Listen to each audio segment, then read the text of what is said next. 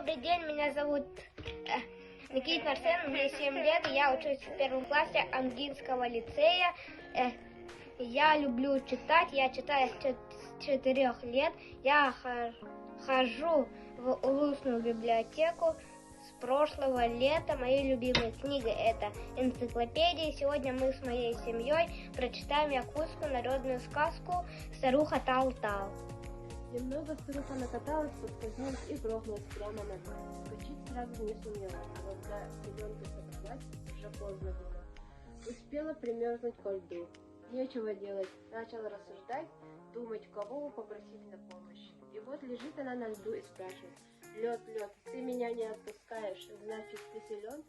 «Я, конечно, силен», — отвечает лед. «Но хоть ты и силен, солнце растапливает тебя».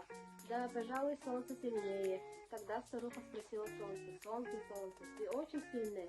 «Да, я очень сильная», — ответила солнце. «Хоть ты и очень сильная, а туча закрывает тебя. Выходит, туча сильнее». Лежит человек, не мог оставить ее в беде, взял в нее свою